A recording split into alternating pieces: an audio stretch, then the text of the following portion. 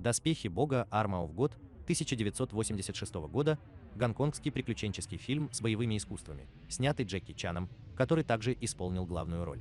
Премьера «Доспехов Бога» прошла летом 1986 года в Японии. В Гонконге же фильм вышел спустя полгода, 21 января 1987 года, и собрал там $35 миллионов. Фильм «Доспехи Бога» стал одним из самых больших успехов Джеки Чана на момент выхода. В 1992 году на большие экраны попал сиквел, получивший название «Доспехи Бога 2. Операция Кондор». В 2012 году вышла третья часть франшизы. Все три фильма серии, как режиссер, поставил Джеки Чан. В первой ленте часть эпизодов поставил режиссер Эрик Цан. Фильм номинировался на Hong-Kong Film Award 1988 за лучшую постановку экшена. Главные роли в «Доспехах Бога» сыграли Джеки Чан, Алан Там, Розамунд Кван и Лола Фарнер. Я заняла второе место в Европе по стрельбе. Все будет в порядке, пока я с вами. В этом соревновании было только две женщины. «Доспехи Бога» актеры и роли. Джеки Чан. Джеки – авантюрист, профессиональный охотник за сокровищами, известный как азиатский ястреб. Алан Там.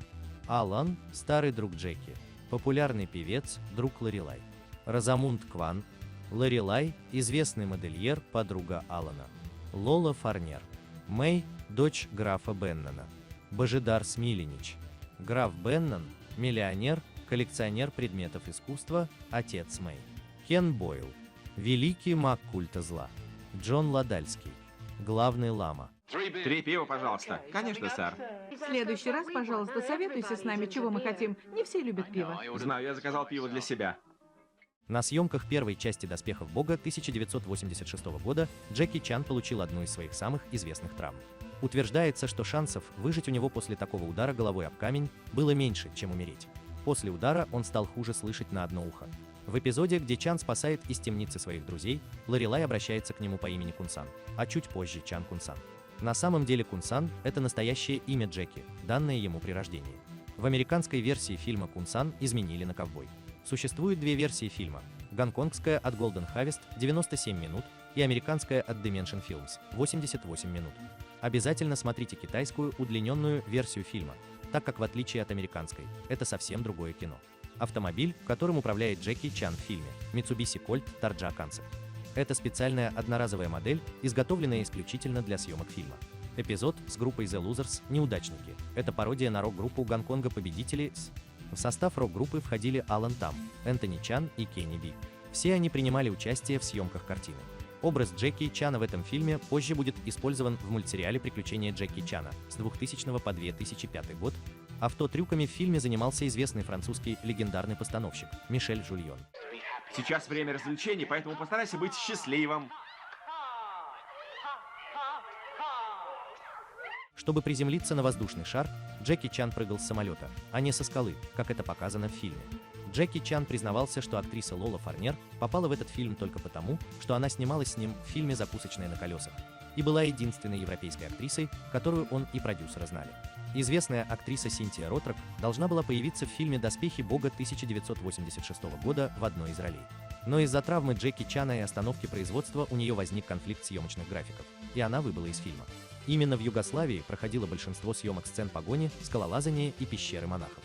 Для создания фильма было выделено ровно $15 миллионов, что по меркам того времени для кинематографа Гонконга и Югославии являлось очень большой суммой. В эпизоде драки 4 девушек с Джеки, представительниц женского пола, играли каскадеры его группы. Если присмотреться, то перевоплощение мужчины в девушку хорошо заметно. Многим зрителям придется по душе искренний юмор и эффектная постановка трюков от Джеки Чана. Роль азиатского ястреба интересна и нетипична даже в современном кинематографе. Мало кому удавалось снять интересный боевик с эффектным смешением комедии и приключений. «Мой бог – это деньги», – говорит Джеки главному злодею, великому магу. Однако у этого героя есть доброе сердце, несмотря на весь его нарочитый пофигизм. Он спасает от злодеев не только свою бывшую возлюбленную, но и своего старого друга Алана, который разлучил их с Лорелай. Саундтрек фильма тоже просто восхитительный. 3 хита азиатского рока – Midnight Rider, High Upon High, Flight of the Dragon и Friend of Mine – музыкальные столпы фильма.